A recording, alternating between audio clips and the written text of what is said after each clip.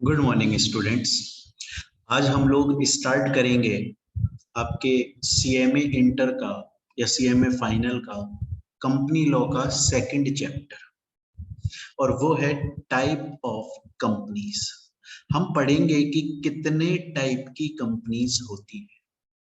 देखिए, first chapter के अंदर हम लोगों ने ये पढ़ लिया था कि कंपनी क्या होती है, कंपनी की क्या क्या कैरेक्टरिस्टिक्स होती हैं। ये सब चीजें हम पढ़ चुके थे कि आखिर कंपनी है क्या चीज।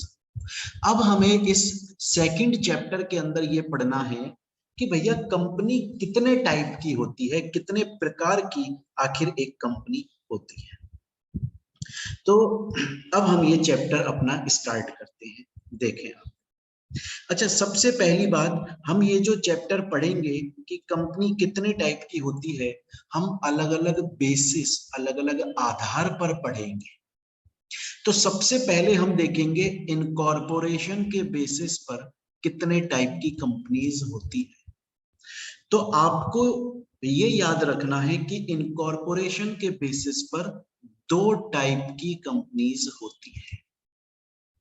एक तो होती है स्टैट्यूटरी कंपनी और एक होती है रजिस्टर्ड कंपनी। मैंने आपको फर्स्ट चैप्टर के अंदर एक बात बताई थी।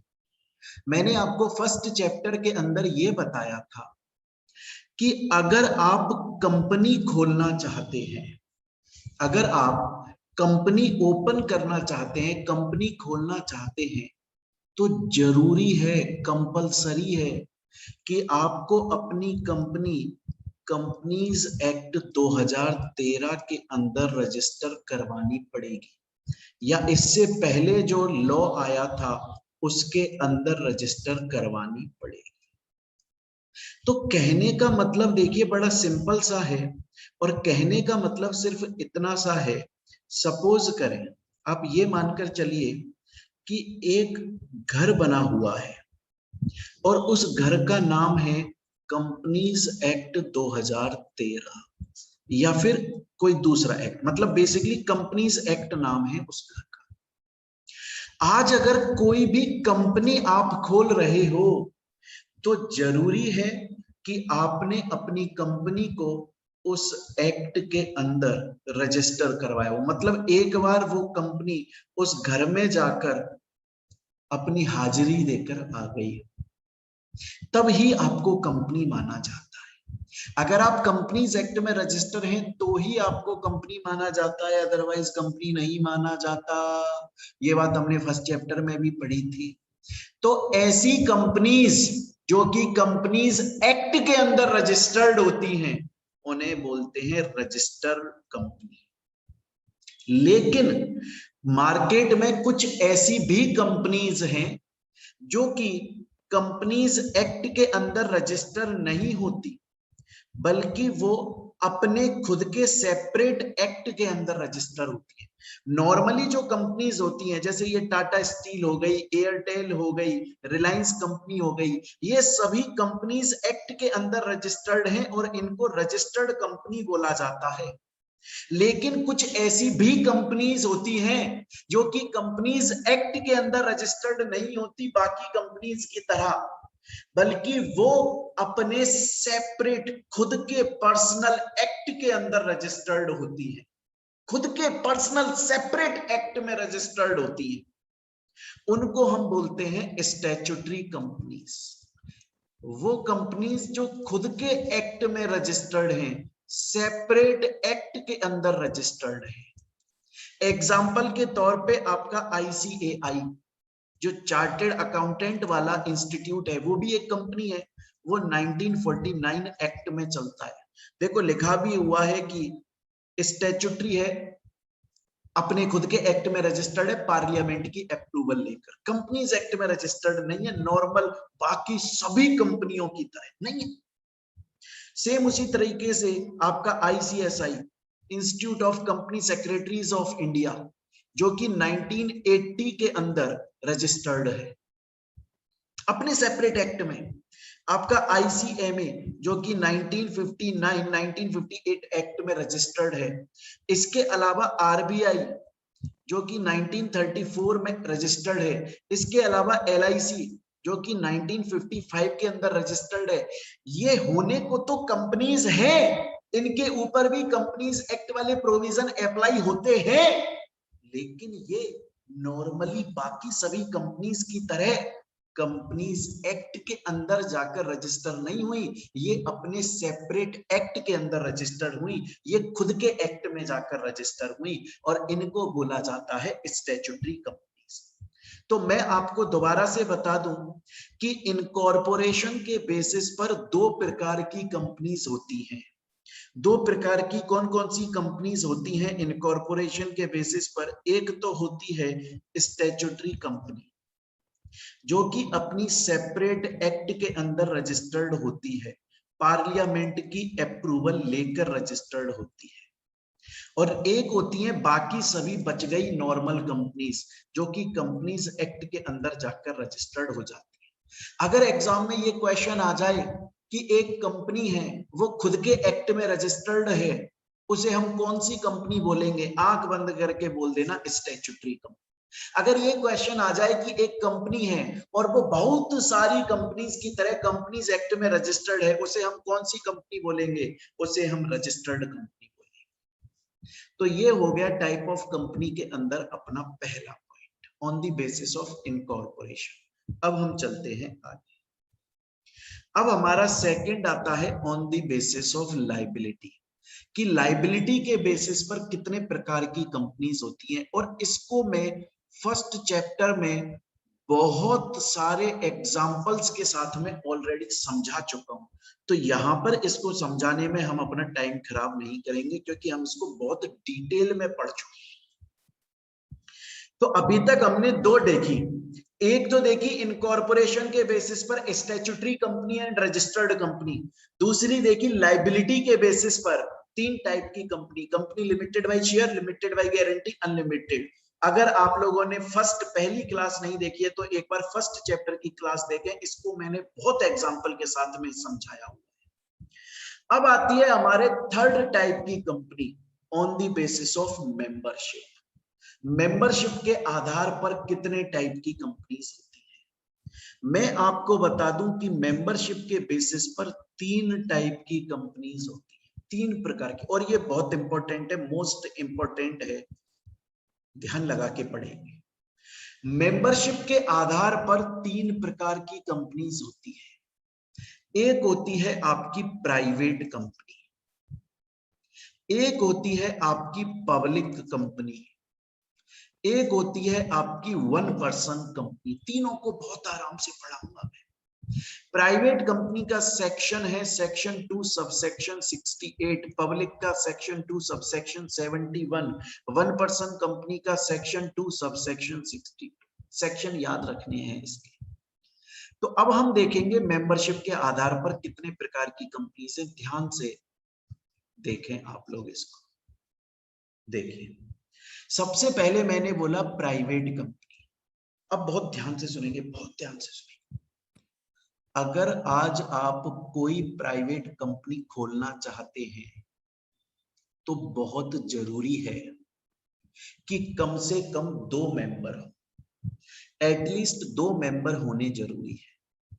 अगर आप प्राइवेट कंपनी खोलना चाहते हैं तो कम से कम 2 मेंबर होने जरूरी है, वरना आप प्राइवेट कंपनी नहीं चला सकते। कम से कम 2 डायरेक्टर होना जरूरी है।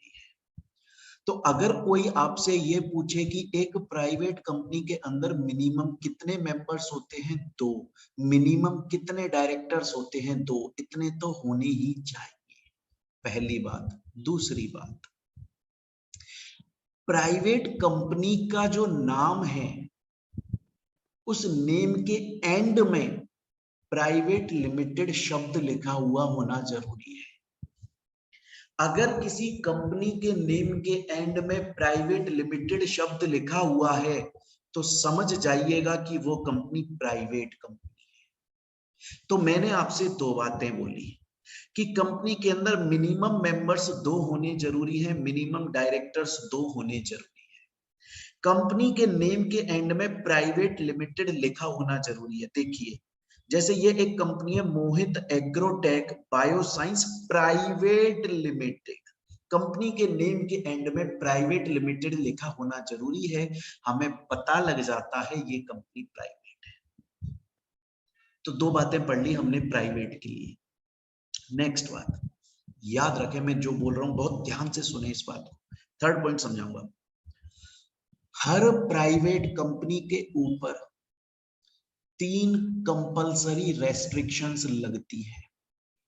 हर प्राइवेट कंपनी के ऊपर 3 कंपल्सरी रेस्ट्रिक्शंस लगती ही लगती हैं, जरूरी है, लगती है जी। 3 रेस्ट्रिक्शंस लगती हैं प्राइवेट कंपनी पे, पहली बात। दूसरी बात, मैं आपको आगे जब हम चैप्टर्स पढ़ेंगे तब हम ये देखेंगे कि कंपनी के बहुत सारे डॉक्यूमेंट्स होते हैं।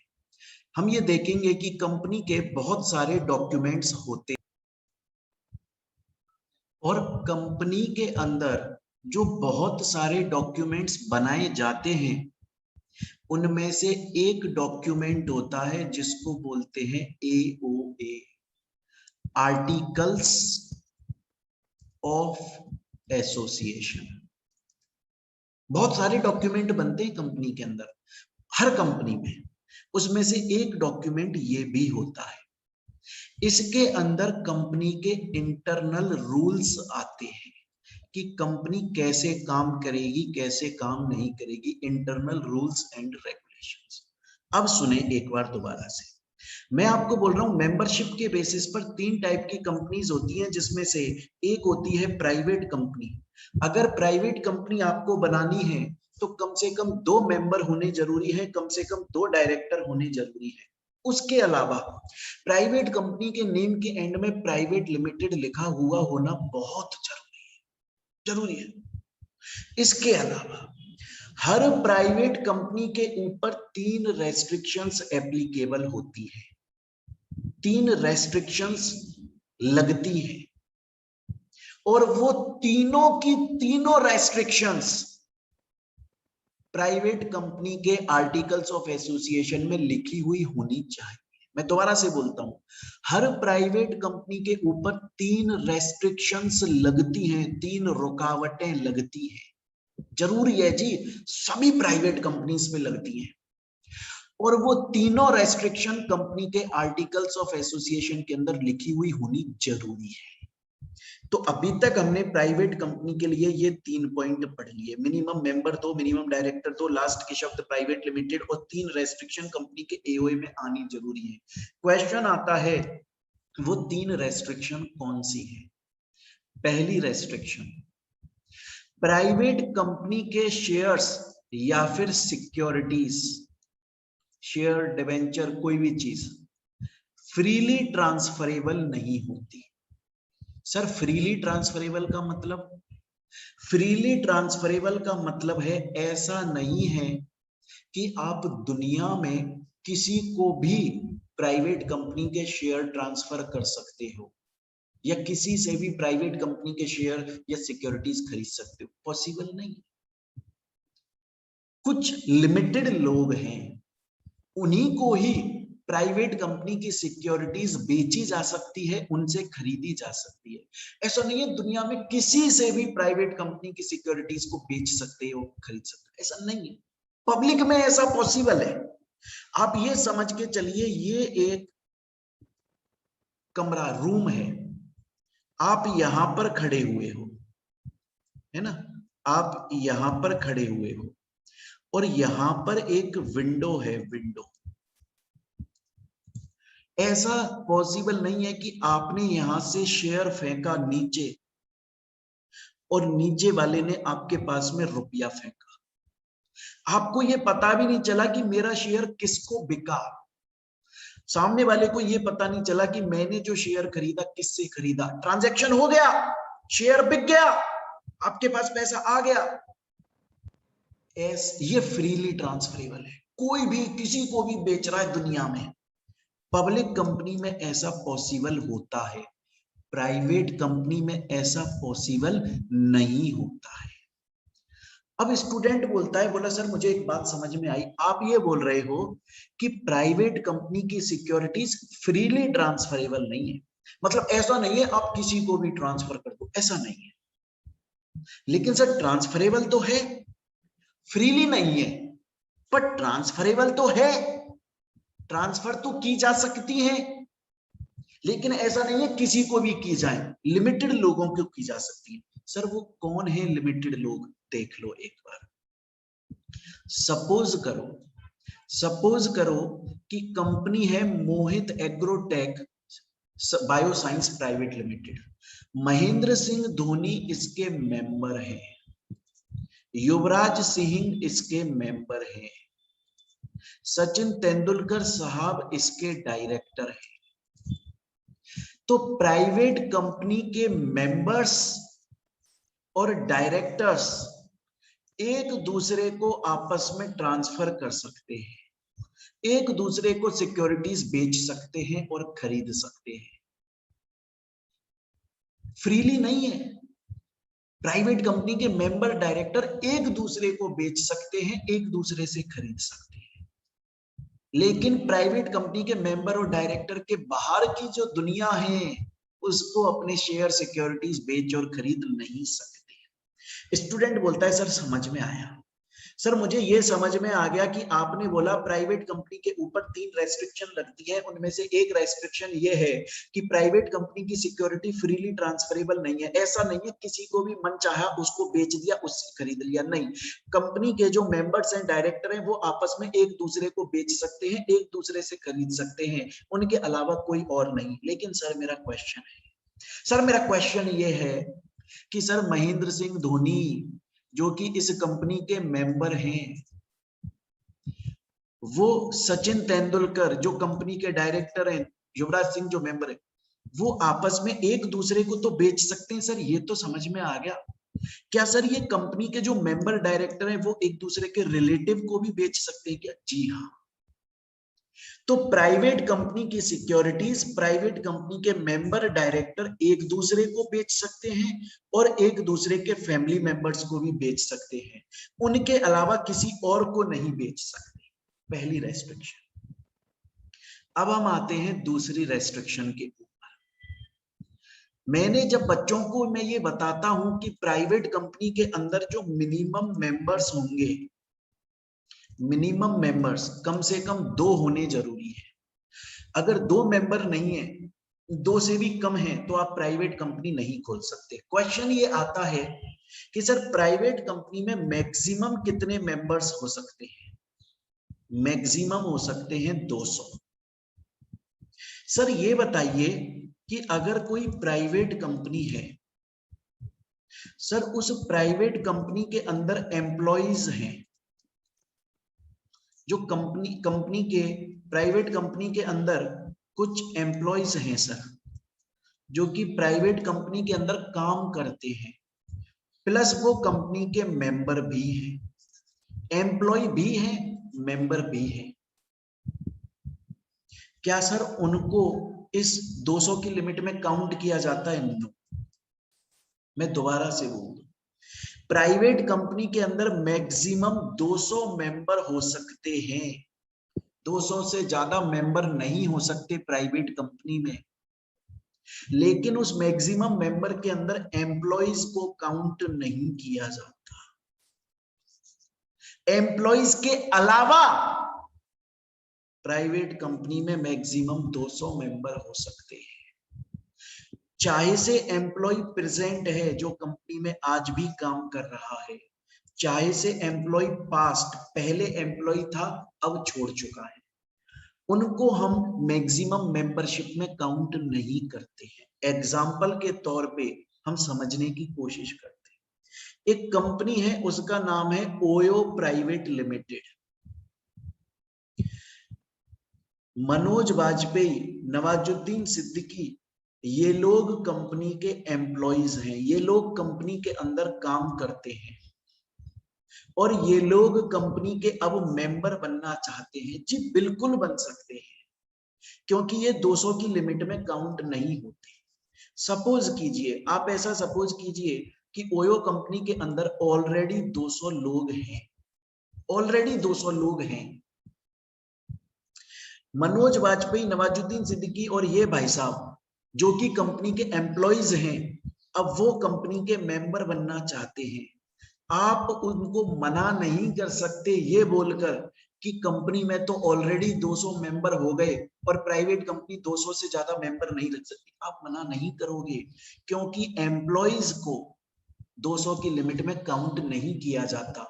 एम्प्लॉइज के अलावा बाकी के लोग हो सकते हैं 200, चाहे से वो एम्प्लॉय प्रेजेंट एम्प्लॉय है, चाहे से वो पास्ट एम्प्लॉयज है, कोई से भी एम्प्लॉयज है, चाहे से प्रेजेंट चाहे से पास्ट, उनको 200 की लिमिट में काउंट नहीं करते। बच्चा बोलता है सर समझ में आ गया।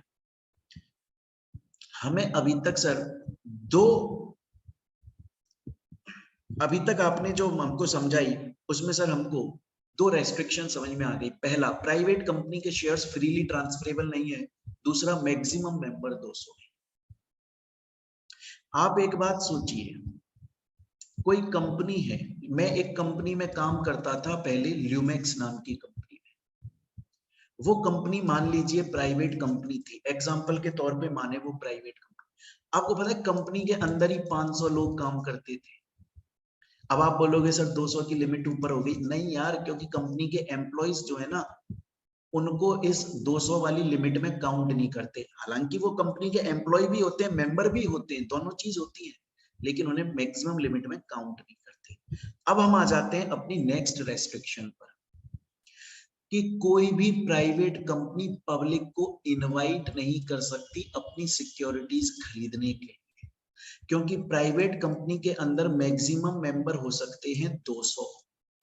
अगर प्राइवेट कंपनी पब्लिक को इनवाइट करने लगी, आओ मेरे शेयर्स खरीदो, आओ मेरी सिक्योरिटीज खरीदो, तो फिर 200 की लिमिट जो है वो पार हो जाएगी, एक्सीड हो जाएगी। तो ये 3 रेस्ट्रिक्शन एक प्राइवेट कंपनी पर लगती है। तो अभी तक हमने क्या पढ़ा इस चैप्टर के अंदर, एक बार दोबारा से देखो। अभी तक हमने पढ़ा कि इनकॉर्पोरेशन के बेसिस पे 2 प्रकार की कंपनी है, स्टैट्यूटरी और रजिस्टर्ड। रजिस्टर्ड कंपनी वो है जो कंपनीज एक्ट के अंदर रजिस्टर्ड है, और स्टैट्यूटरी कंपनी वो है जो कि अपने सेपरेट एक्ट के अंदर रजिस्टर्ड है, पार्लियामेंट की अप्रूवल लेकर। लाइबिलिटी के बेसिस पे 3 प्रकार की कंपनीज होती हैं, फर्स्ट चैप्टर में बहुत डिटेल में पढ़ा चुका हूं। मेंबरशिप के बेसिस पर भी 3 टाइप की कंपनीज होती है, उनमें से एक होती है प्राइवेट कंपनी, जिसके बारे में हमने ये सब पढ़ लिया। अब हम चलते हैं नेक्स्ट अपनी पब्लिक कंपनी के पास में। बहुत ध्यान से सुने, ध्यान कीजिए। मैंने आपको बोला था प्राइवेट कंपनी का जो सेक्शन होता है वो है सेक्शन 2 सब सेक्शन 68। उसी तरीके से पब्लिक कंपनी का सेक्शन 2 सब सेक्शन 71 होता है। आपको ये याद रखना। आपने बोला कि सर प्राइवेट कंपनी के अंदर मिनिमम जो मेंबर्स हैं वो 2 हैं। सर पब्लिक में कम से कम कितने मेंबर होने चाहिए? 7। सर आपने बोला कि प्राइवेट कंपनी में कम से कम 2 डायरेक्टर होने चाहिए। सर पब्लिक में कितने होने चाहिए? 3। सर आपने बोला प्राइवेट कंपनी का जो नेम है वो एंड होगा प्राइवेट लिमिटेड से। सर पब्लिक का नेम किससे एंड होगा? सिर्फ लिमिटेड से। फर्स्ट चैप्टर में मैंने आपको एग्जांपल दिया था, सैलमोन कंपनी लिमिटेड। मैंने बोला था ये पब्लिक कंपनी है। कैसे पता चला? नेम के एंड में सिर्फ लिमिटेड आ रहा है। तो अगर नेम के एंड में सिर्फ लिमिटेड आता है तो इसको पब्लिक कंपनी बोलते हैं। तो अभी तक हमने देखो क्या पढ़ा यहाँ पर। अभी तक हमने पढ़ा कि पब्लिक कंपनी में कम से कम 7 मेंबर, कम से कम 3 डायरेक्टर, लास्ट का शब्द लिमिटेड से खत्म होगा। हमने अभी प्राइवेट कंपनी के ऊपर जो 3 रेस्ट्रिक्शन देखी, पब्लिक कंपनी के ऊपर उन 3 में से कोई भी रेस्ट्रिक्शन अप्लाई नहीं होती। एक भी रेस्ट्रिक्शन पब्लिक कंपनी के ऊपर अप्लाई नहीं होती उन 3 में से। सिंपल बात ये है। यहां तक की बात समझ में आ गई। अब बात आती है 4th पॉइंट की। बहुत ध्यान से सुने, और इस 4th पॉइंट को समझाने के लिए मैं पहले आप लोगों को एक एग्जाम्पल समझाना चाहूंगा, कुछ क्वेश्चन पूछना चाहूंगा मैं आपसे। बहुत ध्यान से सुने। देखिए एक एक्टर है,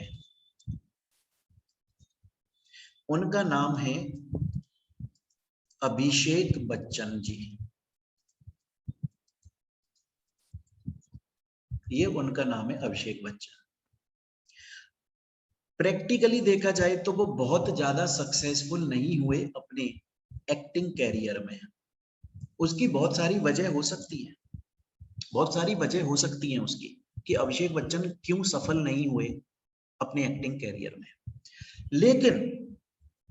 लेकिन मैं आपसे ये बोल रहा हूं कि उन बहुत सारी वजह में से एक वजह जो है वो मैं आपको उस मुद्दे पर बात कर।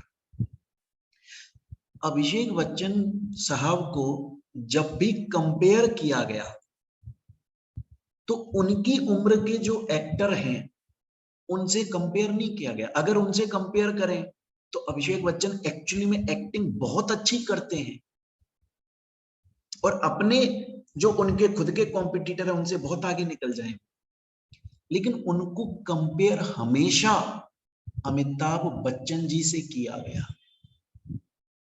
सेम उसी तरीके से एक और चीज बताता हूं। एक क्रिकेटर थे, क्रिकेटर, उनका नाम था रोहन गावस्कर। सुनील गावस्कर जी के बेटे थे वो। सुनील गावस्कर साहब किसी वक्त पे बहुत बड़ा नाम थे क्रिकेट में, आज भी हैं, लेकिन जब वो खेलते थे उस वक्त तो बहुत बड़ा नाम थे। मतलब जो आज तेंदुलकर जी, विराट कोहली साहब, धोनी साहब का नाम है, उनका नाम हुआ करता था सुनील गावस्कर जी का। रोहन गावस्कर उनके बेटे थे। पता है आपको, ऑस्ट्रेलिया के अंदर एक क्रिकेट मैच हो रहा था जिसमें बड़े बड़े बल्लेबाज आउट हो चुके थे। सचिन जी आउट हो चुके, तेंदुलकर आउट हो गए, गांगुली साहब आउट हो गए, द्रविड़ आउट हो गए, सहवाग, वीरेंद्र सहवाग जी आउट हो गए, बड़े बड़े आउट हो गए। रोहन गावस्कर जो थे उन्होंने अकेले ने वो पूरा मैच बचाया और जिताया। फिर भी वो आज क्रिकेट टीम में नहीं है बहुत सालों से। बहुत छोटा कैरियर रहा उनका। मेरे ख्याल से बहुत सारे लोग तो उनका नाम भी नहीं जानते। पता है क्यों? क्योंकि उनको हमेशा कंपेयर किया गया सुनील गावस्कर साहब से कि बाप ऐसा है तो बेटा भी ऐसा ही होगा। जबकि रोहन गावस्कर तो लेफ्टी थे और सुनील गावस्कर साहब जो पिताजी थे उनके, वो राइटी थे। ओपनर बैट्समैन थे सुनील गावस्कर जी, और ये जो आपके रोहन गावस्कर थे वो मिडिल बैट्समैन थे, 5वें 6ठे नंबर पे आते। फिर भी लोग कंपेयर कर रहे थे। फ्यूचर में जो सबसे ज्यादा दिक्कत होने वाली है वो होगी अर्जुन तेंदुलकर, जो सचिन तेंदुलकर के बेटे हैं। लोग उनको कंपेयर करेंगे। सर आप हमें ये कहानी क्यों सुना रहे हो? मैं इसलिए सुना रहा हूं क्योंकि मानकर चलिए कि अमिताभ बच्चन साहब पब्लिक कंपनी है और अभिषेक बच्चन जी प्राइवेट कंपनी है, लेकिन इन्होंने, अमिताभ बच्चन जी ने अभिषेक बच्चन जी के 51% या उससे ज्यादा शेयर्स होल्ड किए हुए हैं। अगर कोई कंपनी किसी दूसरी कंपनी के 51% या उससे ज्यादा शेयर होल्ड कर लेती है तो उसका कंट्रोल आ जाता है। मतलब अमिताभ बच्चन जी अभिषेक बच्चन जी को कंट्रोल कर रहे हैं। हम इस कंपनी को सब्सिडरी बोलते हैं। हालांकि इस टॉपिक को मैं आगे बहुत डिटेल में पढ़ाऊंगा, लेकिन अभी के लिए समझिए, अगर कोई एक कंपनी किसी दूसरी कंपनी के 51% या उससे ज्यादा शेयर होल्ड कर लेती है तो वो कंपनी उसको कंट्रोल करती है। ये कंपनी बोली जाती है होल्डिंग और ये कंपनी बोली जाती है सब्सिडरी। अब सुनिए मैं क्या बोल रहा हूं। अब हम आपसे मैं ये बोल रहा हूं कि अगर कोई प्राइवेट कंपनी किसी पब्लिक कंपनी की सब्सिडरी है तो दुनिया ये सोचती है कि यार ये प्राइवेट कंपनी तो नाम की प्राइवेट है, एक्चुअली में चला तो इसको पब्लिक ही रहा है। तो दुनिया उस प्राइवेट कंपनी को भी डीम्ड करती है, मानने लग जाती है एज पब्लिक कंपनी। तो अगर कोई प्राइवेट कंपनी किसी पब्लिक कंपनी की सब्सिडरी है तो उस प्राइवेट कंपनी को डीम्ड पब्लिक कंपनी भी बोला जा सकता है। ये पढ़ लिया हमने पब्लिक कंपनी के बारे में।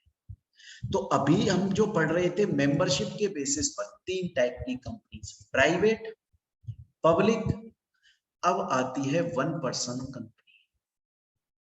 1 पर्सन कंपनी का कंसेप्ट समझाने के लिए मैं आपको पहले एक कहानी सुनाना चाहूंगा। ध्यान से वो कहानी सुनेंगे आप, बहुत ध्यान से सुनेंगे।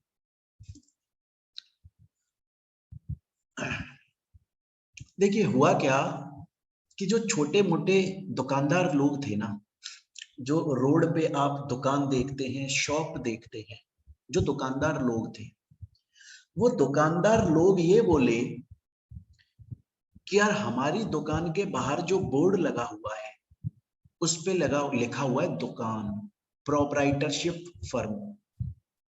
हालांकि इस दुकान को मैं अकेला चलाता हूं और मैं अकेला ही चलाना चाहता हूं, मैं अकेला चलाता हूं, मैं अकेला ही चलाना चाहता हूं। मुझे ऐसे ही आता है बिजनेस करना, धंधा करना। मेरी एक ख्वाहिश है कि यार मैं छोटा मोटा व्यापारी हूं और मेरी दुकान के बाहर जो बोर्ड लगा हुआ है उस पे प्रोप्राइटरशिप फर्म या दुकान लिखा हुआ है। मैं चाहता हूं कि मेरी दुकान के बाहर जो बोर्ड है उस पे कंपनी लिख जाए, लेकिन बिजनेस मैं अकेला ही करूंगा, मैं अकेला ही चलाऊंगा बिजनेस, जैसे मैं पहले चलाता था वैसे करूंगा मैं धंधा अपना। बस मुझे इज्जत मिल जाए, मुझे कंपनी की कैरेक्टरिस्टिक वाले फायदे मिल जाए, मुझे एक्ट में रजिस्टर कर लिया जाए, मेरी दुकान को दुकान ना बोला जाए, कंपनी का दर्जा दे दिया जाए, बाहर बोर्ड पे कंपनी शब्द लिख जाए, मजा आ जाएगा, इज्जत बढ़ जाएगी, बेनिफिट मिल जाएंगे, बैंक की नजरों में इज्जत बढ़ेगी, कस्टमर की नजरों में इज्जत बढ़ेगी, गुडविल बढ़ेगी। मेरा ये सपना है। ये कौन बोल रहा है? ये बोल रहा है छोटे मोटे दुकानदार। तो वो छोटे मोटे दुकानदार सेंट्रल गवर्नमेंट के पास गए और सेंट्रल गवर्नमेंट से पास में जाकर बोले कि गवर्नमेंट हमको कंपनी का दर्जा दे दो, हमें कंपनी का स्टेटस दे दो, लेकिन हम काम अकेले ही करेंगे। गवर्नमेंट बोली अरे यार, तुमको अगर मैं कंपनी का दर्जा देने की सोचूं भी तो प्राइवेट कंपनी के अंदर भी कम से कम 2 मेंबर चाहिए, पब्लिक में 7 चाहिए। तुम बोल रहे हो तुम अकेले काम करोगे? बोले साहब हम तो अकेले काम करेंगे, लेकिन हमें कंपनी का दर्जा दे दो। तब सेंट्रल गवर्नमेंट ने देखा कि यार विदेशों में एक कंसेप्ट चलता है जिसका नाम है 1 पर्सन कंपनी, मतलब एक इकलौता इंसान भी कंपनी खोल सकता है। तो फिर सेंट्रल गवर्नमेंट ने वो कंसेप्ट जो विदेश के अंदर पुराना कंसेप्ट था, बहुत सालों से चला जा रहा था, वो कंसेप्ट हमारी सेंट्रल गवर्नमेंट ने इस 2013 कंपनीज एक्ट के अंदर लागू कर दिया। 1 अप्रैल 2014 से इंडिया में 1 पर्सन कंपनी बन रही है। 1 अप्रैल 2014 से बन रही, उससे पहले से नहीं बनती थी। तो इंडिया के अंदर तो ये नया कंसेप्ट है, विदेश के अंदर ये पुराना कंसेप्ट है। कौन लाया इंडिया में इस कंसेप्ट को? हमारी सेंट्रल गवर्नमेंट। क्यों लाई? जिससे एक इकलौता आदमी भी कंपनी खोल सके, इज्जत बढ़े, कंपनी का दर्जा मिले, बैंक इजीली लोन दे दें उसको, लोगों का भरोसा बढ़ जाए उसके ऊपर। इसलिए 1 पर्सन कंपनी का ये कंसेप्ट इंडिया में लाया गया। तो अभी तक तो मैंने बताया ये क्यों लाया गया था। क्वेश्चन अब ये आता है कि ये जो 1 पर्सन कंपनी है आखिर ये क्या होती है। अब ये सुने, कम से कम एक मेंबर होना चाहिए, कम से कम एक डायरेक्टर होना चाहिए। पब्लिक कंपनी के नेम के एंड में आता है प्राइवेट लिमिटेड, पब्लिक के नेम के एंड में आता है लिमिटेड, 1 पर्सन कंपनी के नेम के एंड में आता है ओपीसी प्राइवेट लिमिटेड। यहां तक समझ में आ गया। क्वेश्चन अब ये आता है, बहुत ध्यान से सुनिएगा। अब क्वेश्चन ये आता है कि सर इंडिया के अंदर 1% कंपनी कौन खोल सकता है? इंडिया के अंदर अगर 1% कंपनी खोलना चाहते हो तो 2 कंडीशन पूरी कर दो। जो व्यक्ति 2 कंडीशन पूरी करता है सिर्फ वही 1% कंपनी ओपन कर सकता है इंडिया में। एक तो वो इंडिया का सिटीजन हो। सिटीजन का मतलब नागरिकता, उस देश का निवासी, उसे उस देश की नेशनलिटी मिली हुई है, जैसे आप और मैं इंडियन हैं, पहली कंडीशन। दूसरा, वो रेजिडेंट भी हो। सिटीजन और रेजिडेंट अलग अलग होता है। सिटीजन का मतलब होता है आप उस देश के नागरिक हो। रेजिडेंट का मतलब है कि पिछले साल आप 182 डेज इंडिया में रहे थे। अब मेरे क्वेश्चन का जवाब दें आप। टॉम क्रूज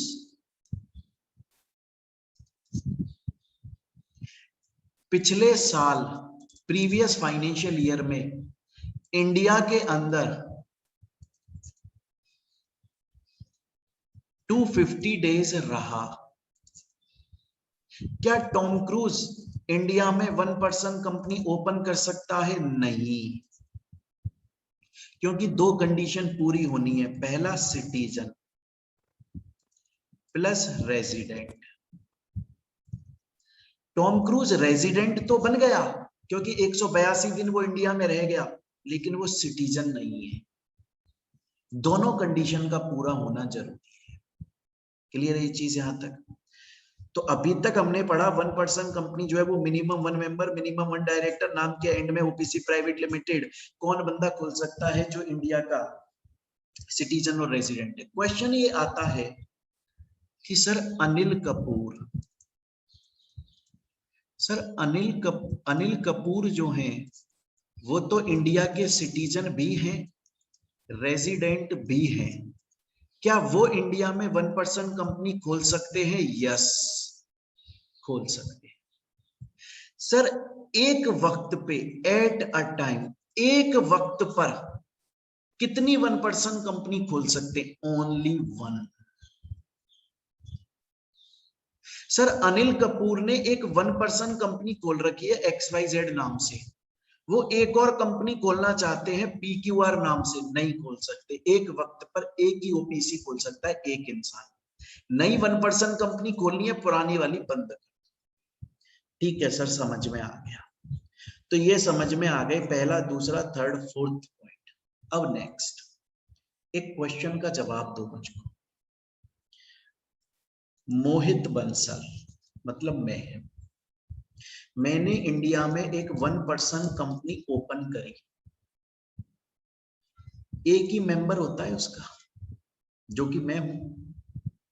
यार कल को अगर मेरी डेथ हो गई तो मेरी कंपनी तो बंद हो जाएगी यार।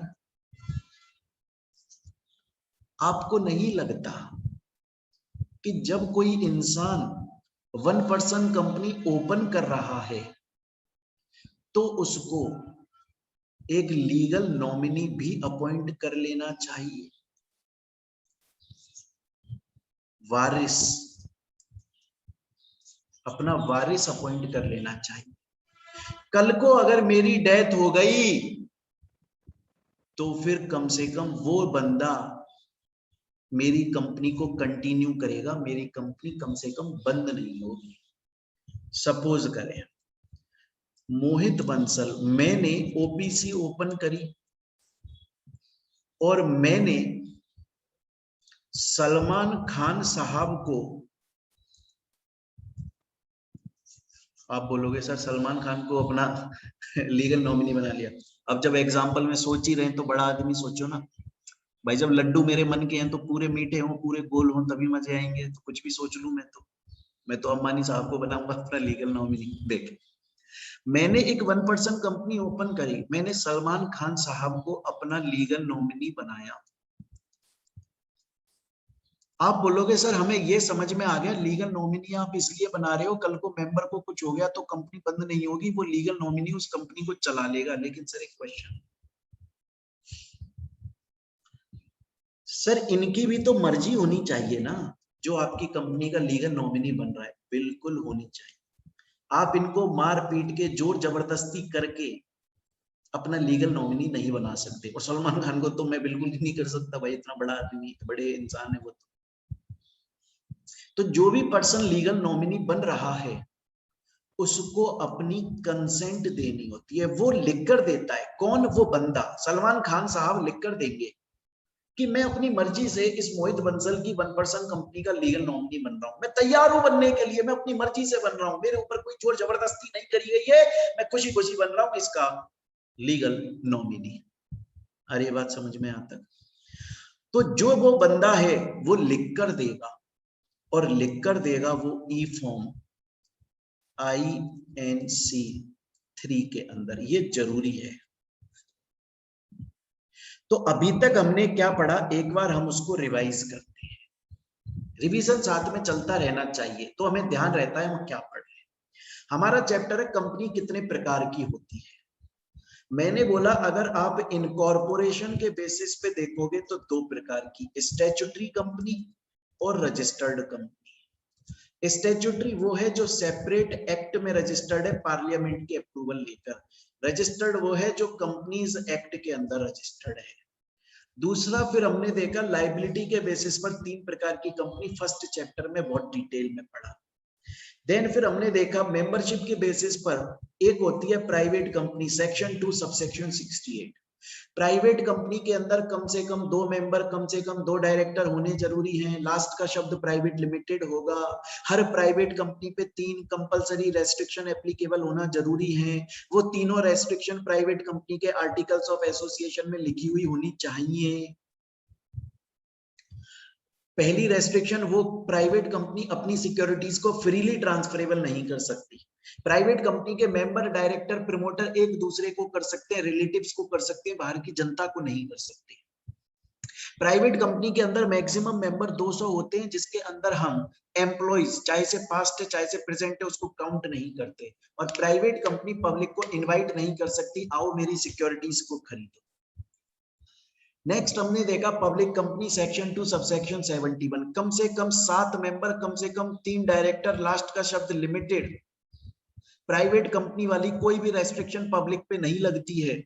और अगर कोई पब्लिक प्राइवेट कंपनी पब्लिक की सब्सिडरी है तो फिर उस प्राइवेट को भी पब्लिक माना जाता है। बन नहीं जाती है वो प्राइवेट पब्लिक बनती नहीं है, बस उसको माना जाता है। 1% कंपनी का कंसेप्ट मैंने बताया इंडिया में नया नया है, कंपनीज एक्ट 2013 के अंदर इंट्रोड्यूस हुआ है। सेंट्रल गवर्नमेंट इस कंसेप्ट को लेकर आई, छोटे मोटे बिजनेसमैन को फायदा देने के लिए लेकर आई, उनकी इज्जत बढ़ाने के लिए लेकर आई। क्वेश्चन अब ये आ जाता है कि 1% कंपनी में minimum 1 member, minimum 1 director, last का शब्द ओपीसी प्राइवेट लिमिटेड आएगा। और इंडिया का सिटीजन और रेजिडेंट ही इंडिया में 1% कंपनी ओपन कर सकता है, एक वक्त पर एक कर सकता है। और लीगल नॉमिनी होना जरूरी है, जो कि राइटिंग में लिखकर देगा कि मैं लीगल नॉमिनी बनने को तैयार हूं। अब देखें, आप लोगों ने फाउंडेशन के अंदर भी पढ़ा होगा कि माइनर कॉन्ट्रैक्ट नहीं कर सकता। तो माइनर अगर कॉन्ट्रैक्ट नहीं कर सकता तो माइनर कंपनी का मेंबर भी नहीं बन सकता, क्योंकि जब भी कोई इंसान कंपनी का मेंबर बनता है तो वो कंपनी के साथ कॉन्ट्रैक्ट करने के बाद ही मेंबर बनता है। पढ़ा था हमने limited by guarantee, limited by share में कि वो कॉन्ट्रैक्ट करता है। ना तो माइनर कंपनी का मेंबर बन सकता है, ना ही नॉमिनी बन सकता है, क्योंकि नॉमिनी के लिए भी कॉन्ट्रैक्ट करना पड़ता है ई फॉर्म INC3 के अंदर।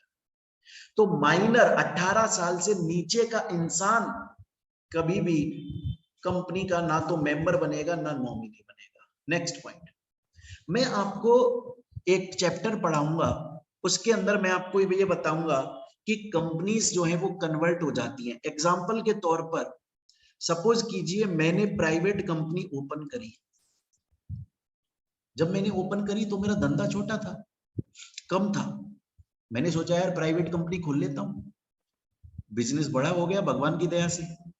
अब मैंने सोचा यार ये कंपनी को प्राइवेट क्यों रहने दें, पब्लिक बना दें यार इसको, बिजनेस तो बड़ा हो गया हमारा। तो मैं उसी कंपनी को प्राइवेट से पब्लिक में कन्वर्ट कर दूंगा, कानून परमिशन देता है, उल्टा कर लो, पब्लिक से प्राइवेट चाहता हूं कर लूंगा। मैंने 1% कंपनी खोली, मैं अब उसको प्राइवेट में कन्वर्ट करना चाहता हूं, कर लूंगा। मैंने 1% कंपनी खोली, मैं उसे पब्लिक में कन्वर्ट करना चाहता हूं, कर लूंगा। तो कंपनीज कन्वर्ट होती हैं, एक से दूसरे में कन्वर्ट होती है, लेकिन 1% कंपनी कभी भी नॉन प्रॉफिट ऑर्गेनाइजेशन कंपनी के अंदर कन्वर्ट नहीं हो सकती।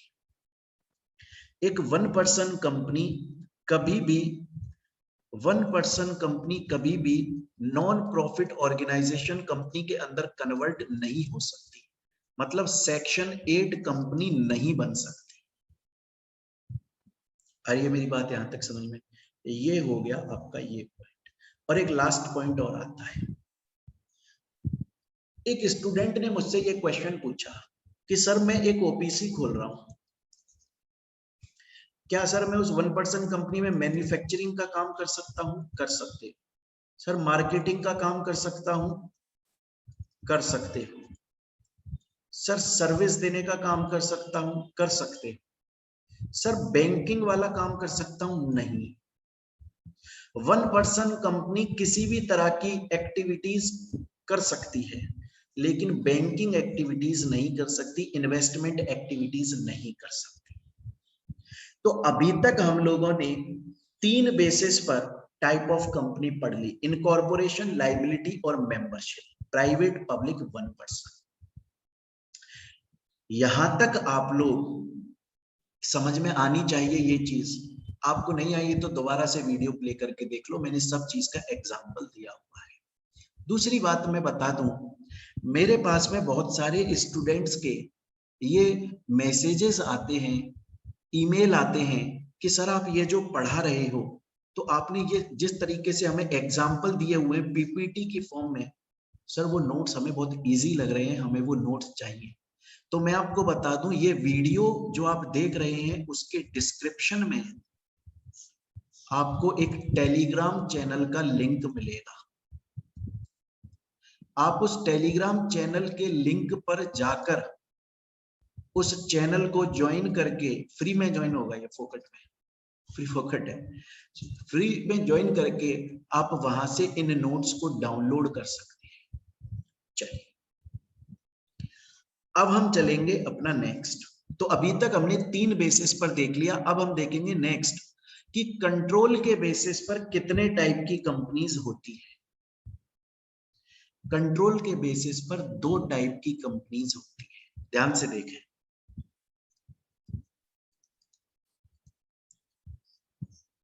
कंट्रोल के आधार पर 2 प्रकार की कंपनीज होती है। एक तो वो कंपनी होती है जो कंट्रोल करती है, उसको हम बोलते हैं होल्डिंग कंपनी। एक वो कंपनी होती है जिसका कंट्रोल किया जाता है, जो कंट्रोल हो रही है उसे हम बोलते हैं सब्सिडरी कंपनी। मैं दोबारा से बोल देता हूं कि कंट्रोल के आधार पर 2 टाइप की कंपनीज होती है। एक होती है होल्डिंग कंपनी जो कंट्रोल कर रही है, एक होती है सब्सिडरी कंपनी जिसका कंट्रोल किया जाता है। स्टूडेंट बोलता है सर ये बात समझ में आ गई, लेकिन सर क्या क्राइटेरिया है जिससे हमको ये पता लग जाए कि होल्डिंग कौन सी है, सब्सिडरी कौन सी है? एग्जाम्पल से समझते हैं, बहुत ध्यान से सुने। सबसे पहली बात आप ये समझ लो कि हर कंपनी के अंदर डायरेक्टर्स होते हैं, और डायरेक्टर कंपनी का बहुत इंपॉर्टेंट आदमी होता है, क्योंकि वो डायरेक्टर कंपनी को डायरेक्शन देता है कि कंपनी कैसे काम करेगी, कंपनी कैसे चलेगी। डायरेक्टर ये डायरेक्शन देता है कंपनी, तो वो डायरेक्टर बहुत इंपॉर्टेंट व्यक्ति है कंपनी के लिए। और हर कंपनी में डायरेक्टर होता है, ये समझ लो। अब मैं आपको ये बता रहा हूं कि हमें कैसे पता चलता है कौन सी कंपनी होल्डिंग है, कौन सी सब्सिडरी है, आखिर क्राइटेरिया क्या है। ध्यान से देखें, बहुत ध्यान से देखें। एक कंपनी है, उसका नाम है दबंग कंपनी लिमिटेड। एक दूसरी कंपनी है, उसका नाम है कलंक कंपनी लिमिटेड।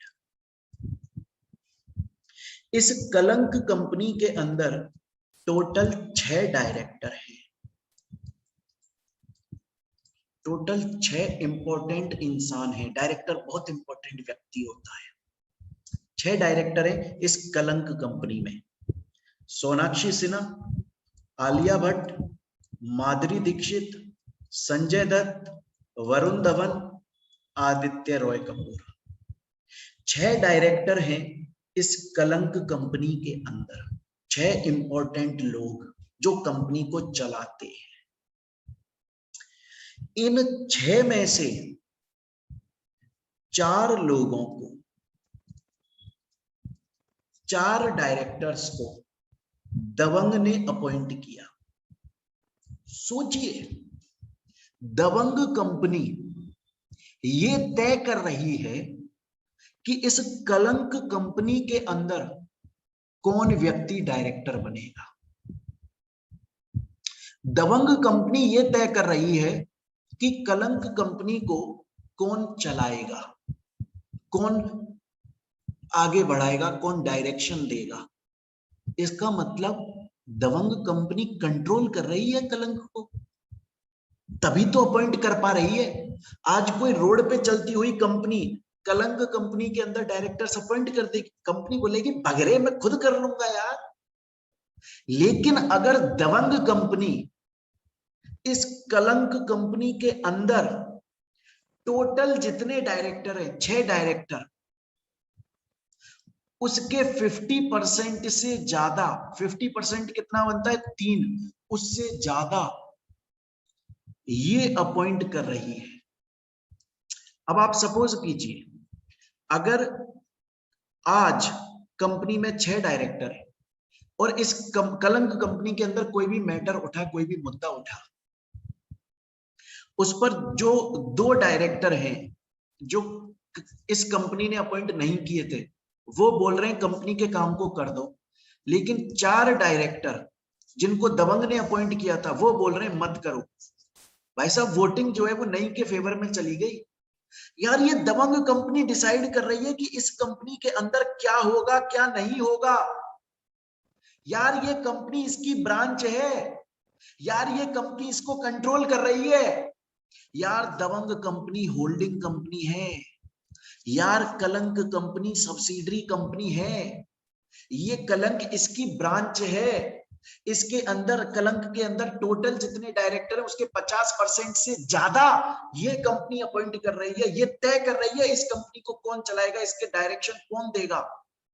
ये पहला क्राइटेरिया।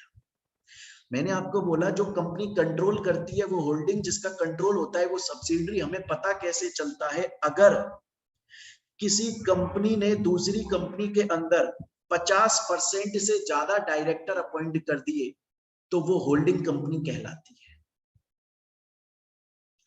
अब आ जाता है दूसरा क्राइटेरिया। एक कंपनी है रिलायंस। अच्छा, इससे पहले आपको यह बता दूं, अगर आप किसी कंपनी का शेयर परचेज करोगे तो साथ में इक्विटी शेयर परचेज करोगे तो साथ में वोटिंग राइट भी मिलता है। आप अगर कंपनी का शेयर खरीदते हो तो आपको कंपनी के अंदर वोट देने का अधिकार भी मिलता है। ये समझ लो पहले। अब मैं आपको एग्जांपल देता हूं। रिलायंस एक कंपनी है, डीएलएफ एक कंपनी है।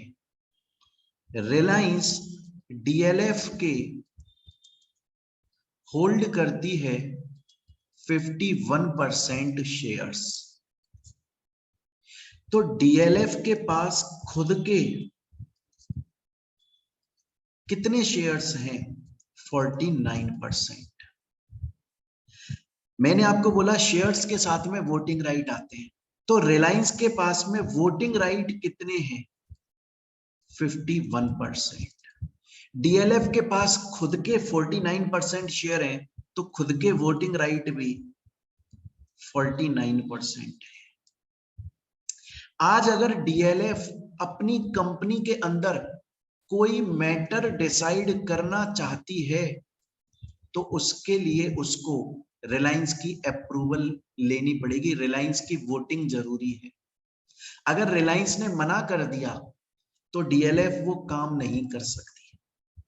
इसका मतलब हो गया रिलायंस डीएलएफ को कंट्रोल कर रही है। अगर आज एक कंपनी दूसरी कंपनी के अंदर ज्यादा वोटिंग राइट्स होल्ड करती है, इसका मतलब वो कंपनी के पास में खुद का डिसीजन लेने का अधिकार नहीं है। वो कंपनी खुद का डिसीजन नहीं ले सकती, वो कंपनी सब्सिडरी है, ये कंपनी होल्डिंग है। देखो लिखा हुआ है, अगर कोई एक कंपनी दूसरी कंपनी के 51% या उससे ज्यादा शेयर्स होल्ड करती है तो उसे होल्डिंग कंपनी बोलते हैं, या फिर 50% से ज्यादा डायरेक्टर अपॉइंट कर लेती है तो होल्डिंग कंपनी बोलते हैं। एक थर्ड और सिचुएशन आ जाती है, इसके बहुत ध्यान से सुने।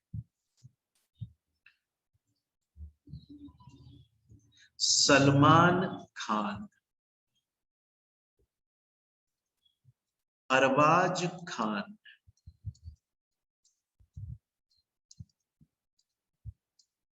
अरबाज खान सलमान खान के भाई हैं।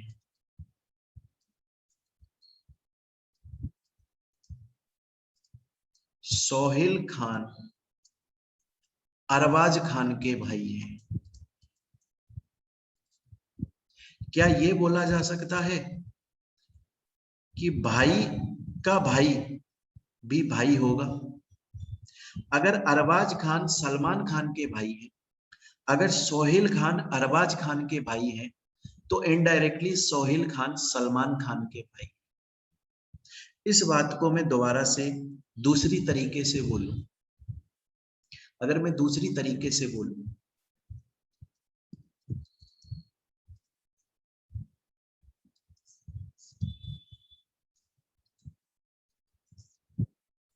डीएलएफ रिलायंस की सब्सिडरी है,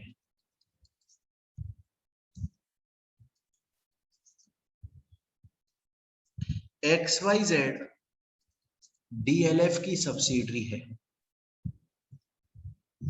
तो सब्सिडरी मतलब डीएलएफ की सब्सिडरी मतलब XYZ मेन कंपनी की भी सब्सिडरी मानी जाएगी। Subsidiary of subsidiary will be treated as subsidiary.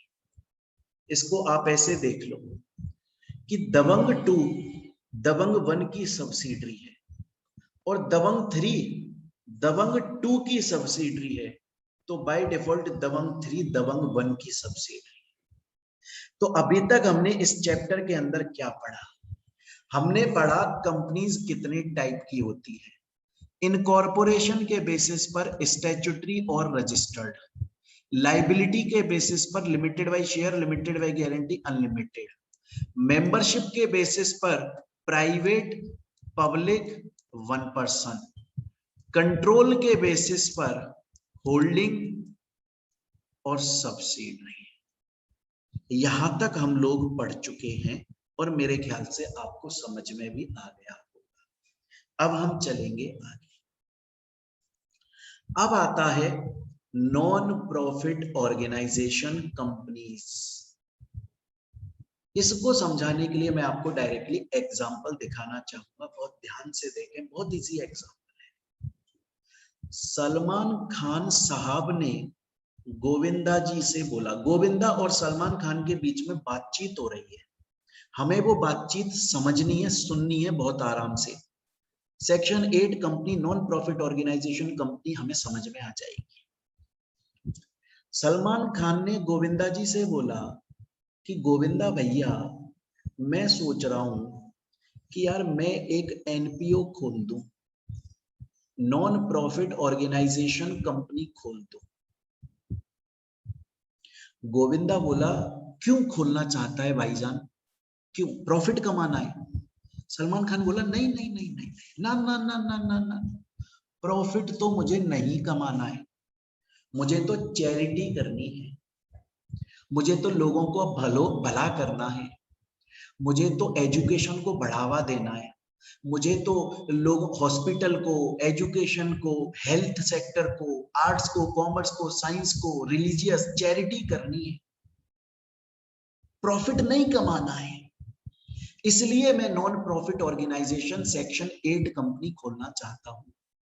Govinda बोला बिल्कुल सही, अगर तुझे चैरिटी करनी है तो ही तू नॉन प्रॉफिट ऑर्गेनाइजेशन कंपनी खोल सकता है।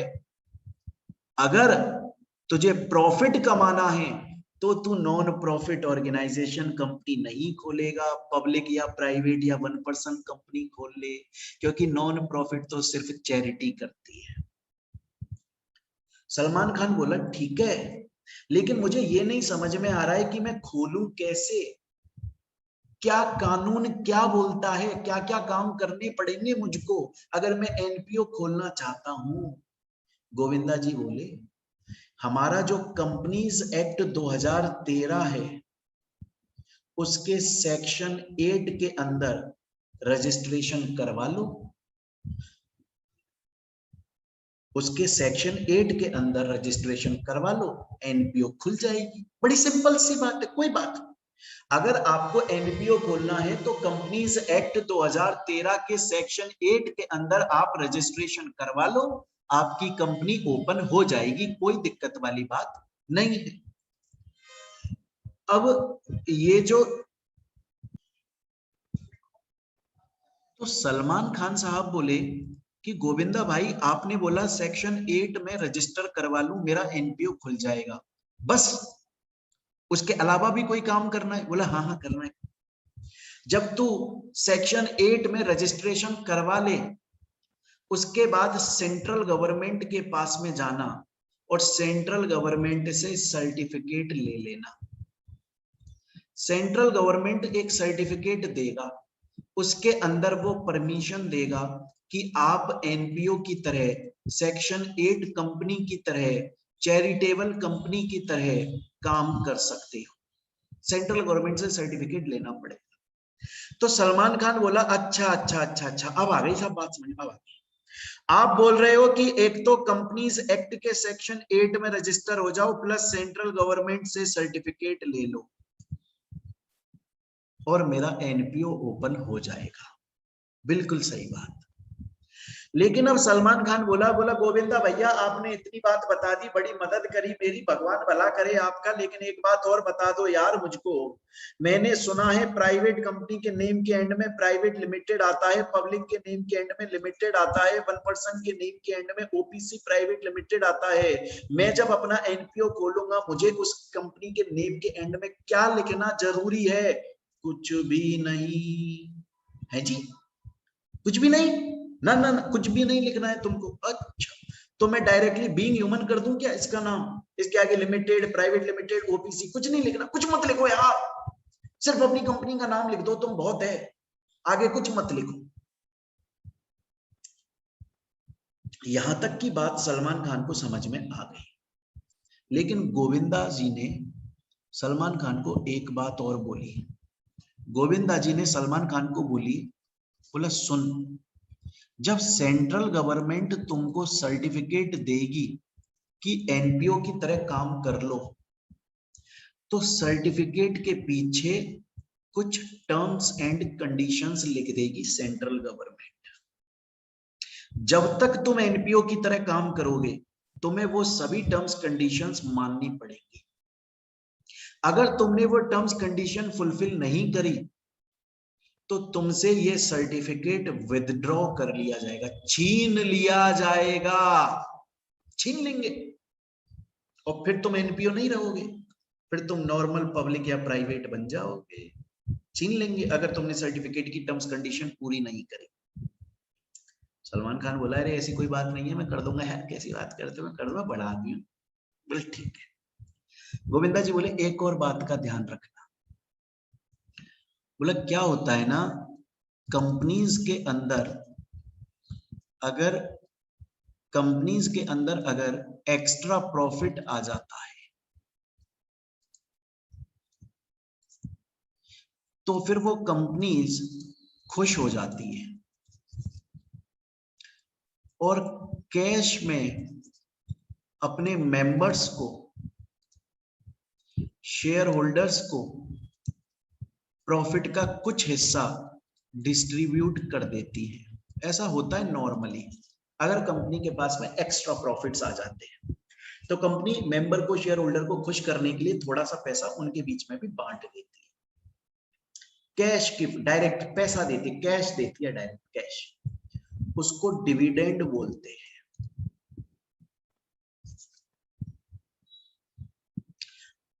तुम जब एनपीओ खोलो, अगर तुम्हारे एनपीओ के अंदर भी एक्स्ट्रा प्रॉफिट्स हो जाएं तो तुम अपने मेंबर शेयर होल्डर को डिविडेंड नहीं दे सकते। हाँ, उस एक्स्ट्रा प्रॉफिट को तुम इनडायरेक्टली यूज ले लेना उन लोगों के भले के लिए, फायदे के लिए, इनडायरेक्टली, लेकिन उनके हाथ में तुम पैसा नहीं दोगे, डिविडेंड नहीं दोगे। अगर दिया तो सर्टिफिकेट विड्रॉ कर लिया जाएगा, तुम एनपीओ नहीं रहोगे। सलमान खान बोला अब आ गई सब बात समझ में।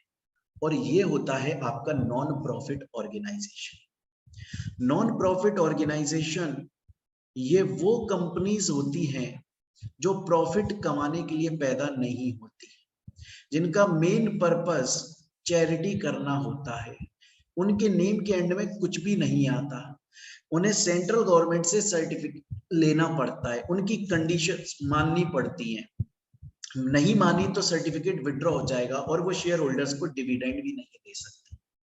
यहां तक हम लोगों ने पढ़ लिया कि सेक्शन 8 कंपनी क्या होती है। अब हम चलते हैं नेक्स्ट आती है फॉरेन कंपनी। अब फॉरेन कंपनी को समझाने से पहले मैं आप लोगों को कोई कंसेप्ट समझाना चाहूंगा, तभी आपको ये फॉरेन कंपनी समझ में आएगी। ध्यान से सुने। एक आरओसी नाम की अथॉरिटी होती है, ये लीगल अथॉरिटी है, सरकारी डिपार्टमेंट है जिसके पास में पावर है। इसका पूरा नाम है रजिस्ट्रार ऑफ कंपनीज। ये स्टेट लेवल की अथॉरिटी होती है, मतलब हर राज्य में आरओसी होता है। अगर आप किसी भी स्टेट के अंदर कंपनी ओपन करना चाहते हो तो आपको उस राज्य के आरओसी के पास में रजिस्ट्रेशन करवाना पड़ता है, तब जाकर आपकी कंपनी खुलती है। ये नॉर्मल बात बताई है मैंने आपको कि रजिस्ट्रार ऑफ कंपनीज एक लीगल अथॉरिटी है, स्टेट लेवल की अथॉरिटी है और हर स्टेट में एक आरओसी होता है।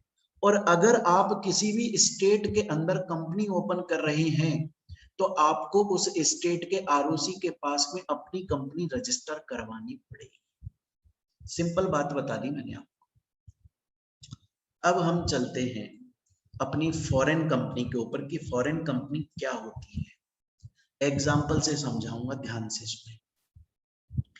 ये है हमारे प्यारे पोपटलाल। तारक मेहता का उल्टा चश्मा देखते हो ना सभी। और ये है हमारे प्यारे जेठा भैया, जेठिया। पोपटलाल जेठालाल से बोले कि जेठा भैया, जेठा भैया, ये जो अमेजॉन कंपनी है, फॉरेन कंपनी, मैं इसकी इंडिया में एक ब्रांच खोल रहा हूं राजस्थान के अंदर।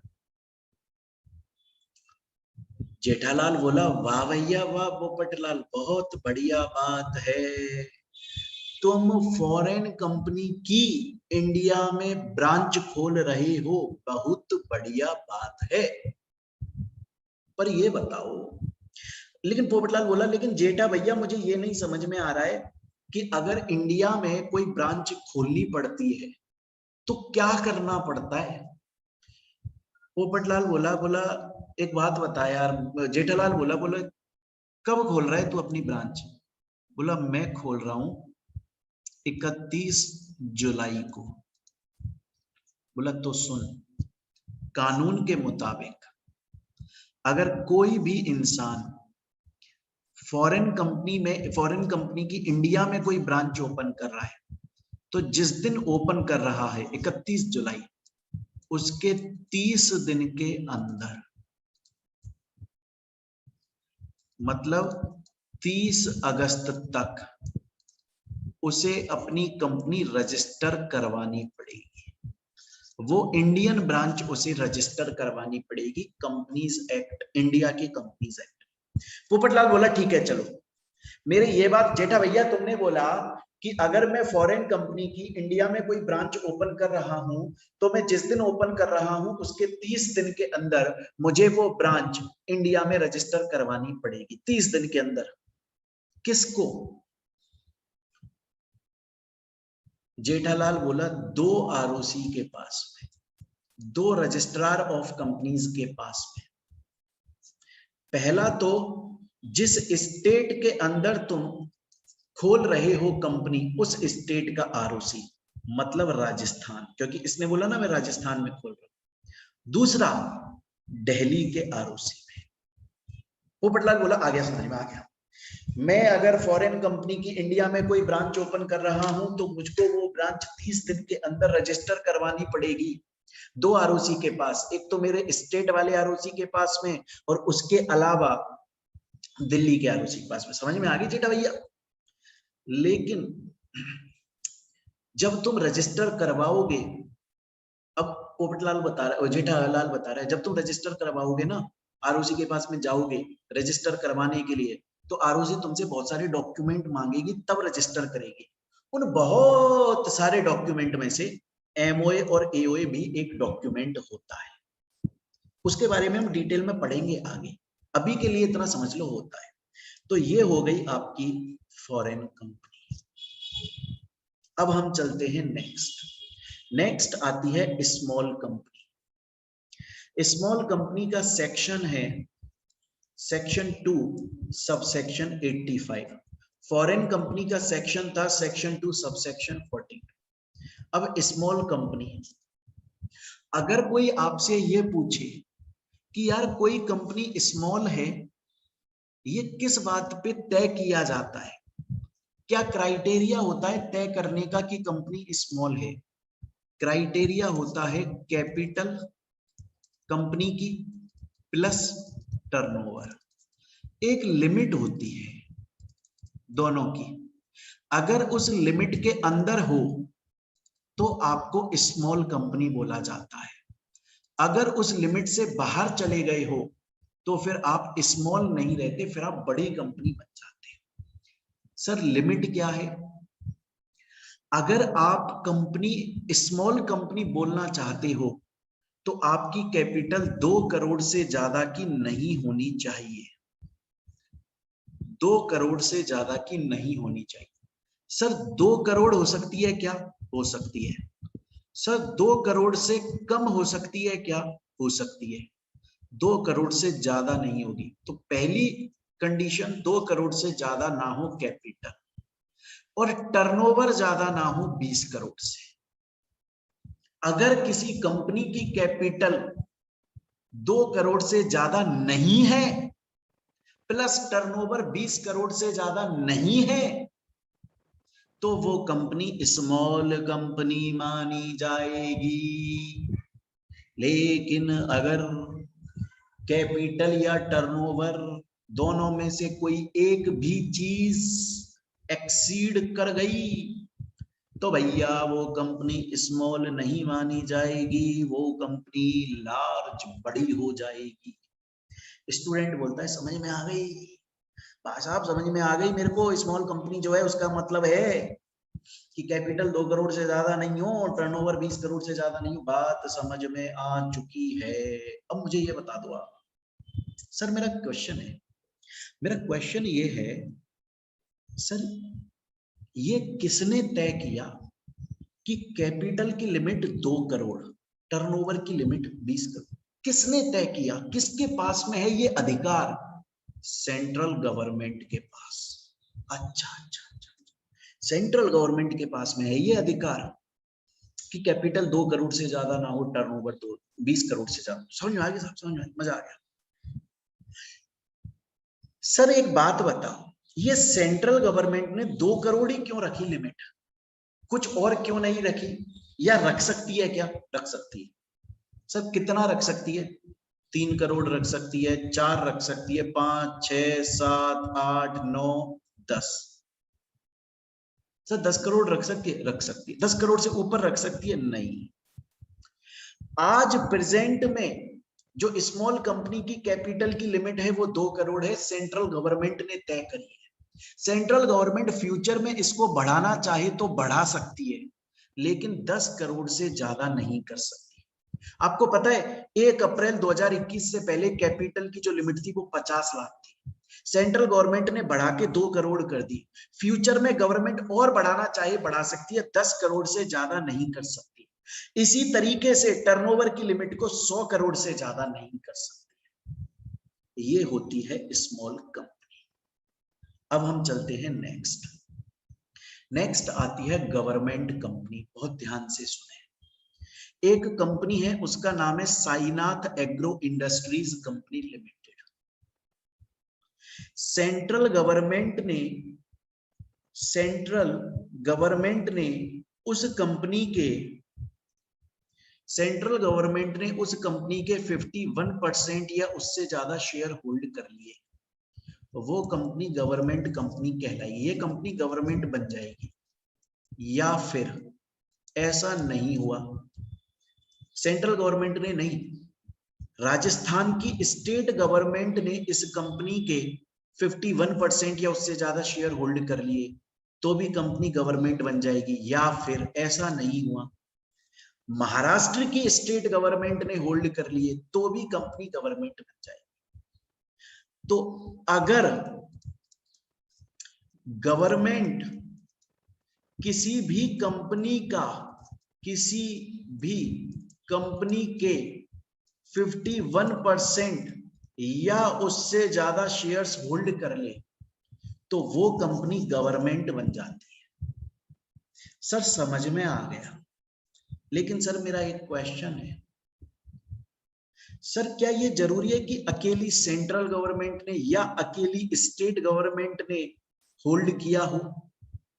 सर अगर इन लोगों ने मिलजुल के होल्ड कर लिया हो तो थोड़ा इसने, थोड़ा इसने, थोड़ा इसने, लेकिन टोटल मिलाकर 51% या उससे ज्यादा, तो भी कंपनी गवर्नमेंट है। एग्जांपल के तौर पे आपकी कंपनी है एयरटेल। अगर 2013 तक देखें तो सेंट्रल गवर्नमेंट ने इस कंपनी के 25% शेयर होल्ड कर रखे हैं। अभी तक ये कंपनी गवर्नमेंट नहीं है क्योंकि 25%। 2015 में राजस्थान की गवर्नमेंट ने 15 और % शेयर होल्ड कर लिए, तो 25 प्लस 15 टोटल 40% शेयर्स हो गए। अब भी कंपनी गवर्नमेंट नहीं है। 2019 में महाराष्ट्र की गवर्नमेंट ने 11% और खरीद लिए, अब टोटल 51% हो गए। अब कंपनी गवर्नमेंट बन गई। तो चाहे से कोई अकेला होल्ड कर ले, चाहे से ये मिलजुल के होल्ड कर ले, कंपनी गवर्नमेंट कहलाती है। यही बात मैंने यहां पर लिखी हुई है इजी लैंग्वेज में। अगर किसी कंपनी के 51% या उससे ज्यादा शेयर सेंट्रल या स्टेट या कोई भी गवर्नमेंट इंस्टीट्यूशन ने होल्ड कर लिए, वो कंपनी गवर्नमेंट है। 51% सबने मिलके किए तो भी चलेगा, अकेले ने किए तो भी चलेगा, कोई दिक्कत नहीं। तो हम लोगों ने जो टाइप ऑफ कंपनी चैप्टर पढ़ रहे हैं उसके अंदर हम लोगों ने अभी तक इनकॉर्पोरेशन के बेसिस पे स्टैट्यूटरी और रजिस्टर्ड कंपनी देख लिया, लाइबिलिटी के बेसिस पे limited by share, limited by guarantee, unlimited company देख लिया, मेंबरशिप के बेसिस पे पब्लिक प्राइवेट 1 पर्सन कंपनी देख लिया, कंट्रोल के बेसिस पे होल्डिंग सब्सिडरी देख लिया, non profit organisation section 8 company देख ली, फॉरेन कंपनी सेक्शन 2 सबसेक्शन 42 देख लिया, स्मॉल कंपनी सेक्शन 2 सबसेक्शन 85 देख लिया, और गवर्नमेंट कंपनी भी देख ली है। अब एक लास्ट और बचता है इसके अंदर, एसोसिएट कंपनी, वो हम और समझ लेते हैं और ये चैप्टर हमारा खत्म हो जाएगा। बहुत इजी है, देखें, अगर एक कंपनी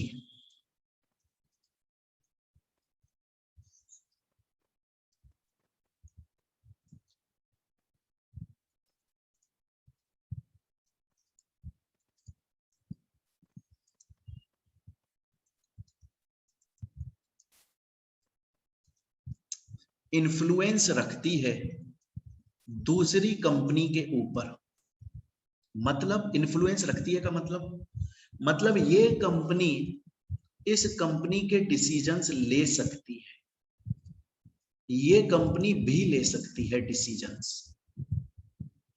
डिसीजन मेकिंग पावर में ये कंपनी भी आ रही है। ये कंपनी भी तय करेगी कि इस कंपनी के अंदर क्या होगा क्या नहीं होगा, इस कंपनी का इन्फ्लुएंस चलता है, इसकी बात मानी जाती है, तो फिर माना जाएगा कि ये इसकी एसोसिएट कंपनी है। एग्जाम्पल के तौर पे पता है, एक हमारी एक दुकान है, शॉप है, उस पर मेरे भैया बैठते हैं, तो जितनी भी लेबर वहां पे काम करती है ना, उनकी नजरों में मेरे भैया मालिक हैं,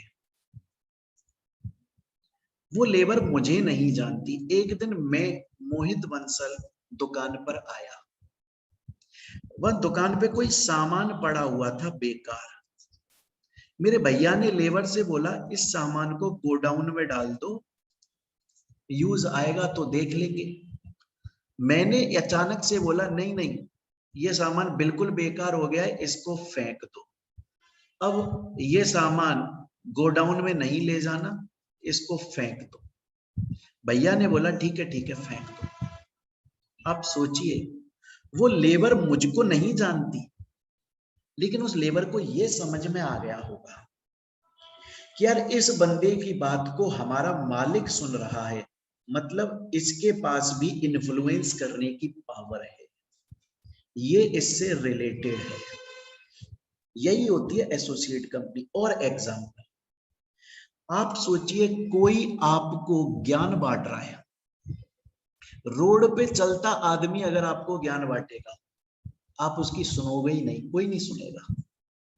लेकिन आपकी मम्मी, आपके पिताजी, आपके भाई साहब, बहन, रिश्तेदार या कोई भी ऐसा व्यक्ति जो आपकी जिंदगी में अहमियत रखता है, आप उसको बड़ा मान सम्मान देते हैं, दोस्त भी हो सकता है, पत्नी भी हो सकती है, पति भी हो सकता है, आप अगर उसकी बात मान रहे हैं, इसका मतलब वो आपकी जिंदगी में इन्फ्लुएंस रख रहा है, आप दोनों एक दूसरे से एसोसिएटेड है।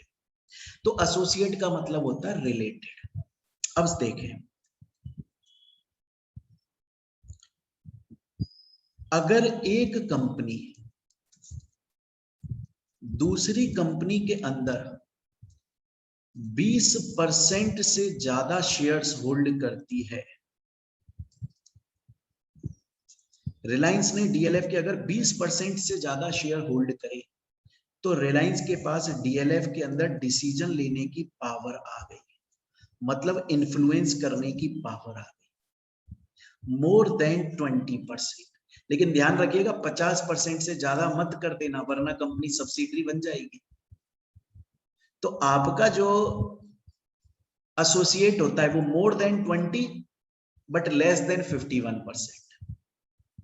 अरे ये बात समझ में? तो अगर कोई भी कंपनी किसी दूसरी कंपनी के अंदर 20% से ज्यादा शेयर होल्डिंग रखता है, तो हम उसको एसोसिएट कंपनी बोलते हैं। और यहां पर आपका चैप्टर कंप्लीट हो जाता है। तो अभी तक हम लोग कंपनी लॉ के 2 चैप्टर पढ़ चुके हैं, दोनों की रिकॉर्डिंग एग्जाम्पल्स के साथ में पूरे डिटेल में मैं आपको समझा चुका। अगर ये नोट्स आपको डाउनलोड करने हैं तो डिस्क्रिप्शन, वीडियो के डिस्क्रिप्शन में आपको टेलीग्राम चैनल का लिंक दिया हुआ है। उस टेलीग्राम चैनल पर जाकर आप ये नोट्स डाउनलोड कर सकते हैं। अगर आपको ये क्लासेस पसंद आ रही हैं और आप क्लासेस परचेज करना चाहते हैं या फिर लाइव लेना चाहते हैं, आप रिकॉर्डेड भी खरीद सकते हैं या फिर लाइव क्लासेस भी ले सकते हैं। अगर आप लेना चाहते हैं तो फिर आप इस नंबर पर व्हाट्सएप कर सकते हैं या कॉल कर सकते हैं और आपको क्लासेस नोट्स के साथ, ये वाले एग्जाम्पल वाले पीपीटी नोट्स के साथ में प्रोवाइड करी जाए। तो अब हम अपनी नेक्स्ट क्लास में चैप्टर 3 पढ़ेंगे, कंपनी लॉ का। Thank you.